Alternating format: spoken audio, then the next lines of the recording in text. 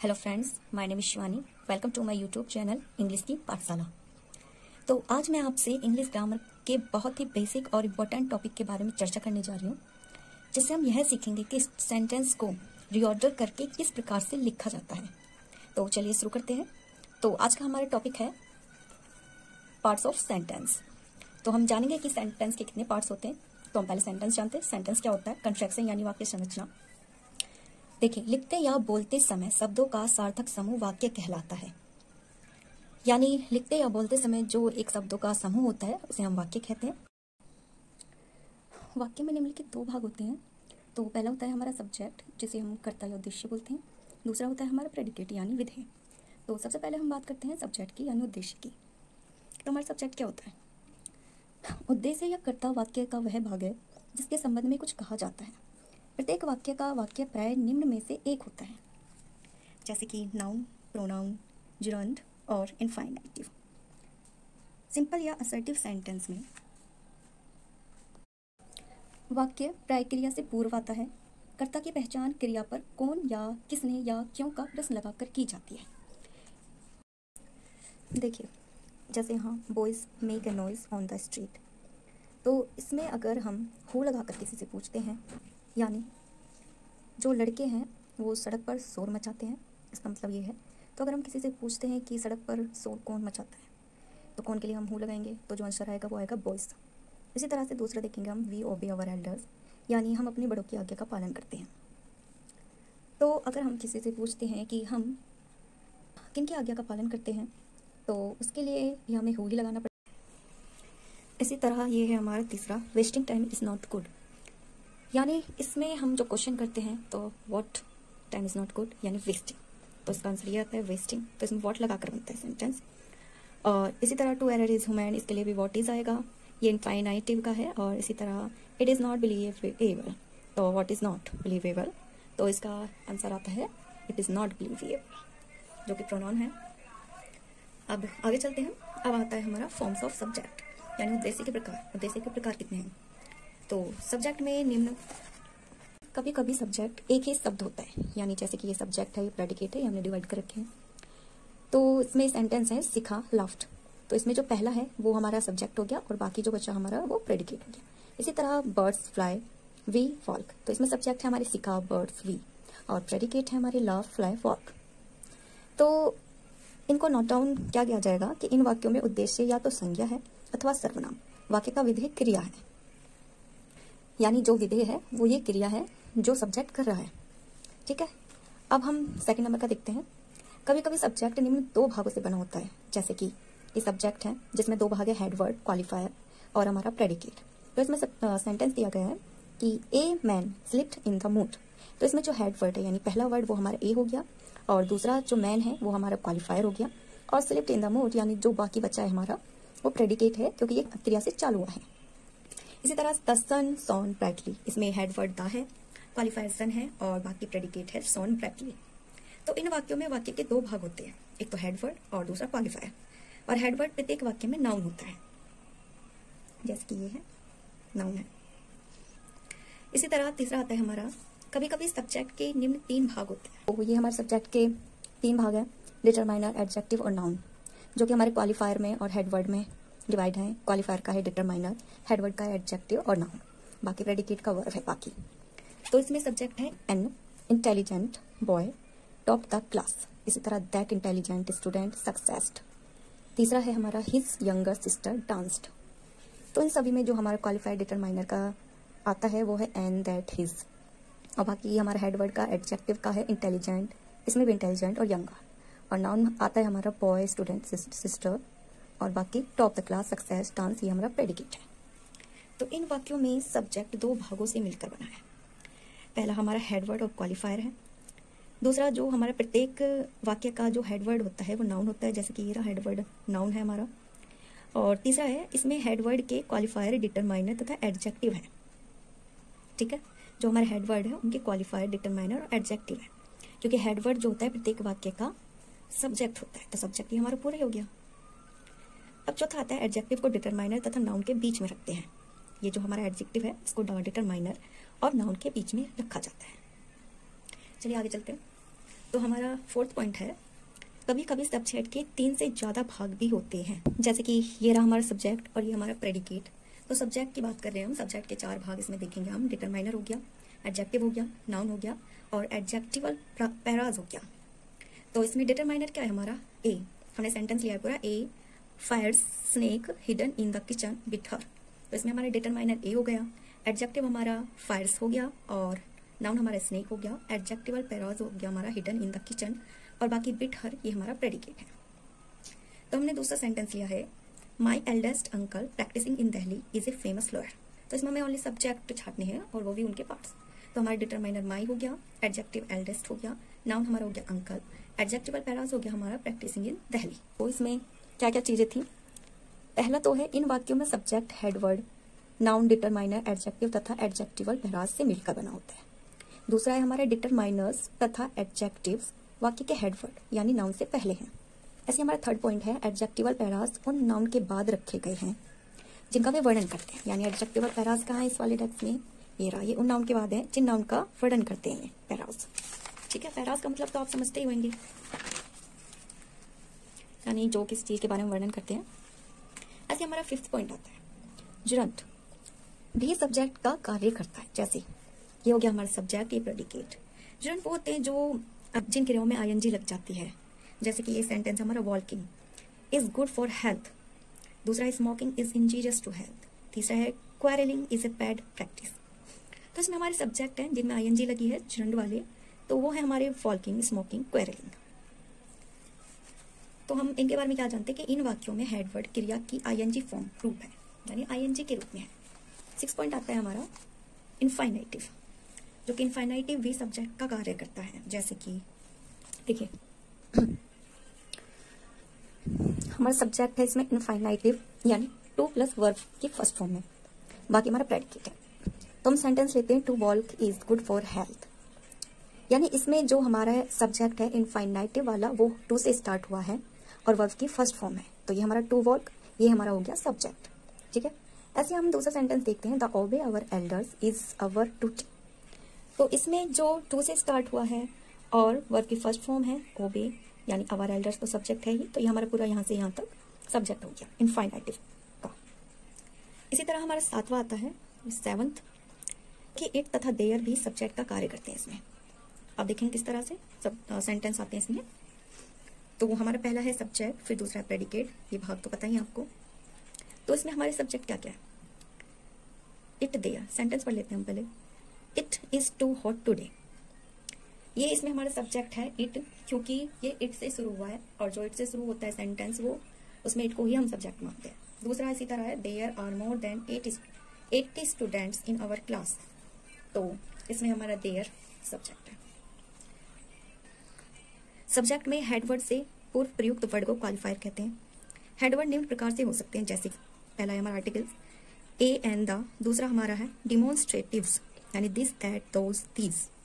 तीसरा आता है हमारा पोजेसिव फॉर्म यानी विनीज, my, your, our, his, her, their, its. Fourth आता है हमारा लिमिटिंग एडजेक्टिव्स यानी some, all, much, many, few, a few, little, the little, its. तो वाक्य में सब्जेक्ट तथा प्रेडिकेट रखने से संबंधित कुछ नियम। अब नियम इस प्रकार हैं। पहला नियम देखते हैं हम, असर्टिव सेंटेंस में स्थिति निम्न प्रकार होती है। पहला, सब्जेक्ट क्रिया से पूर्व आता है, दूसरा प्रेडिकेट क्रिया के बाद आता है। जैसे कि the guests are going to the station. तो इसमें जो गेस्ट हैं सब्जेक्ट है तथा आर के पूर्व आए हैं, और इसी प्रकार गोइंग टू द स्टेशन ये हमारा प्रेडिकेट है। नियम 2 देखते हैं हम, इंटेरोगेटिव सेंटेंस में सब्जेक्ट का प्रयोग प्रेडिकेट या प्रेडिकेट के किसी भाग के बाद होता है। जैसे are the guests going to station. Okay, तीसरा नियम देखते हैं हम, नियम नंबर 3, इंपेरेटिव वाक्यों में सब्जेक्ट छिपा होता है। जैसे नंबर 1 एग्जाम्पल देखते हैं हम, help your friends to the utmost. यहाँ पर यू सब्जेक्ट छिपा हुआ है। Thank you for visiting us, यहाँ पर वी सब्जेक्ट छिपा हुआ है। अब हम नियम 4 देखते हैं, एक्सक्लेमेटरी सेंटेंस में सब्जेक्ट को प्राय प्रेडिकेट के पश्चात रखते हैं। यानी how beautiful the painting is, तो हमारा जो सब्जेक्ट हो गया द पेंटिंग, ये हमारा प्रेडिकेट के बाद है। अब हमारा जो सेकंड भाग है सेंटेंस का वो है प्रेडिकेट यानी विधेय। तो हम यह जानते कि प्रेडिकेट क्या होता है। प्रेडिकेट वह है जो कुछ कर्ता के बारे में कहा जाए। यह पर्याय क्रिया से शुरू होता है। इसमें नंबर ऑफ ऑब्जेक्ट्स दिए गए हैं। तो देखते हैं पहला, कभी कभी ऑब्जेक्ट डायरेक्ट तथा कभी कभी डायरेक्ट तथा इनडायरेक्ट दोनों होते हैं। इनका स्थान भी बदल जाता है। इनडायरेक्ट ऑब्जेक्ट को डायरेक्ट ऑब्जेक्ट के बाद लगाते समय उसके पहले टू का प्रयोग करते हैं। यानी जो हमारा ऑब्जेक्ट होता है वो या तो डायरेक्ट भी हो सकता है या डायरेक्ट या इनडायरेक्ट दोनों भी हो सकता है। और ये दोनों बदल भी जाते हैं, आगे पीछे भी हो जाते हैं। तो जब ये बदलते हैं तो जब इनडायरेक्ट को डायरेक्ट के बाद लगाते हैं तो उसमें टू लग जाता है।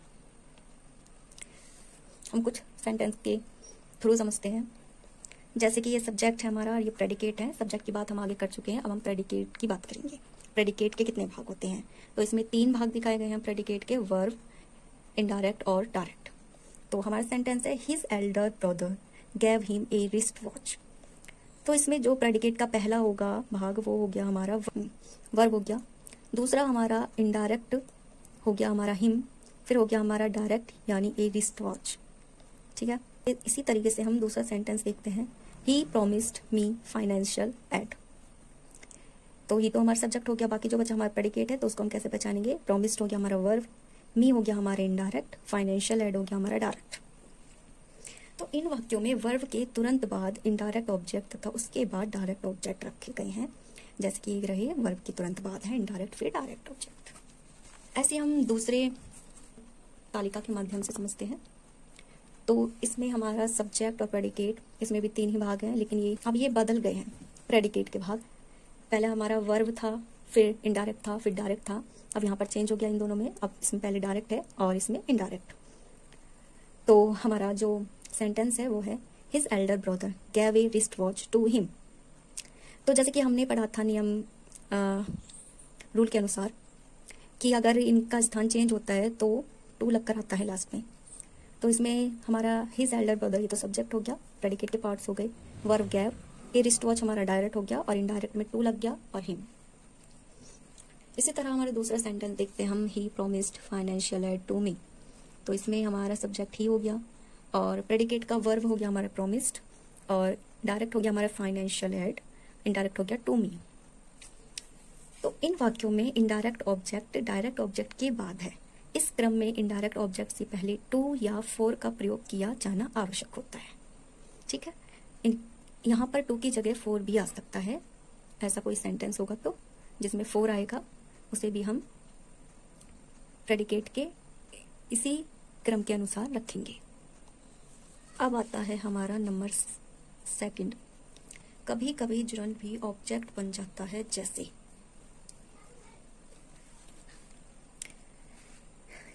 देखते हैं हम, ये सब्जेक्ट है, प्रेडिकेट के भाग हैं वर्ब और ऑब्जेक्ट यानी जुरंड के रूप में। तो हमारा सब्जेक्ट है my brother likes playing hockey, she learned singing, they dislike smoking. तो इसमें सब्जेक्ट तो हमारे ये हो गए my brother, she, they. Predicate में वर्ब हो गया हमारे लाइक, लर्नड, डिसलाइक। ऑब्जेक्ट हो गए जिसमें हम आईएनजी के फॉर्म में देखते हैं, प्लेइंग हॉकी, सिंगिंग, स्मोकिंग। इन वाक्यों में सेंटेंस का प्रेडिकेट पार्ट ट्रांजिटिव वर्ब और उसके ऑब्जेक्ट से मिलकर बना है। प्रत्येक ऑब्जेक्ट वर्ब की फर्स्ट फॉर्म प्लस आईएनजी अर्थात जुरंड है। नंबर 3 पॉइंट देखते हैं हम, कभी कभी इनफाइनाइटिव भी ऑब्जेक्ट बन जाता है। जैसे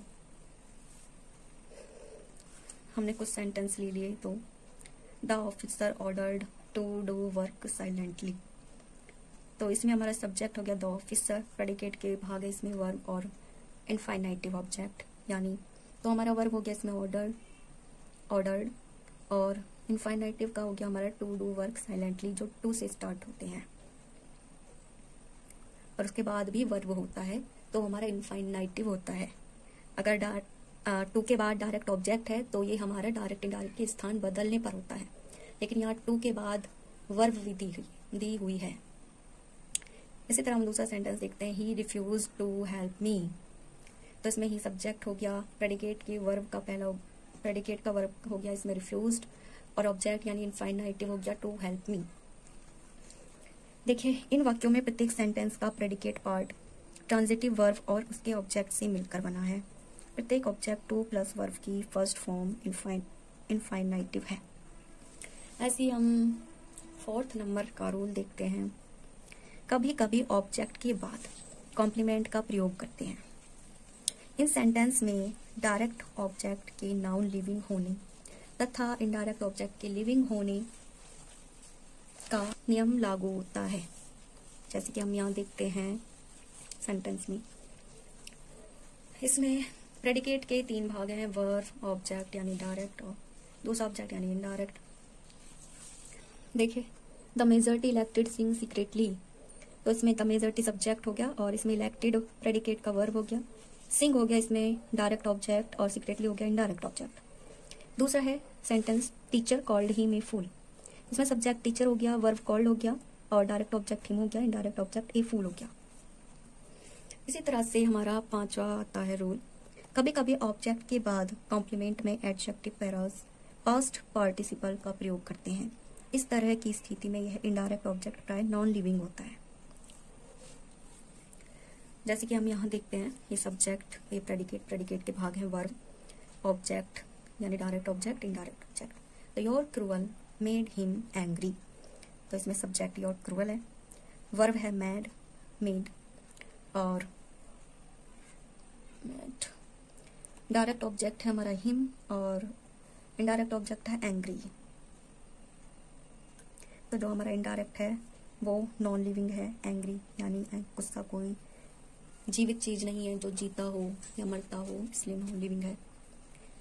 दूसरा हमारा सेंटेंस है words found their son dead, तो वर्ड्स तो हमारा सब्जेक्ट हो गया और फाउंड हो गया वर्ब, देयर सन हो गया डायरेक्ट ऑब्जेक्ट, डेड हो गया यानी इनडायरेक्ट ऑब्जेक्ट।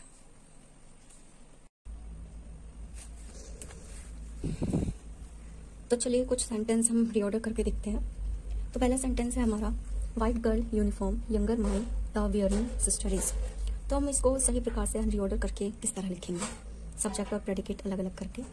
तो इसमें सब्जेक्ट है द गर्ल, उसके बाद आता है हमारा wearing white uniform in my younger sister. ऐसे दूसरा हम देखते हैं, my father you will each one of punish, तो ये कैसे बनेगा, my father will punish each one of you. ऐसे हम तीसरा देखते हैं, reads he A daily magazine, he reads a magazine daily. हमारा 4th है, नेवर शैल यू फॉरगिव आई, तो हम इसको रीऑर्डर करके बनाएंगे, आई शैल नेवर फॉरगिव यू। 5th देखते हैं, life not bed of roses is a. अब इसको आप बनाकर बताइए, आपने अब तक जितना सीखा है किस तरह बनाते हैं आप, कमेंट बॉक्स में कमेंट करिएगा कि ये किस तरह से बनाया आपने। 6 है, Gandhi ji importance villages to attach, ऐसे आप इसको कमेंट करके बताना कि ये किस तरह से बनाए। ओके, सो थैंक यू, आपने इतना टाइम दिया मुझे अपना, मैं इसके लिए आपकी बहुत आभारी हूँ। तो आज हमने सीखा पार्ट्स ऑफ सेंटेंस, यानी सेंटेंस के कितने पार्ट्स होते हैं और उनको किन किन भागों में डिवाइड किया गया है और उनको किस तरह से रीऑर्डर करके हम बनाते हैं। तो आपका अपना कीमती वक्त देने के लिए तहे दिल से धन्यवाद। और वीडियो देखकर बताइएगा कि आपको वीडियो कैसी लगी और कमेंट कीजिएगा कि आपने कितना सीखा और क्या चीज़ आपको समझ नहीं आई, और मेरी वीडियो को लाइक, शेयर और सब्सक्राइब भी कीजिएगा। तो चलिए चलते हैं।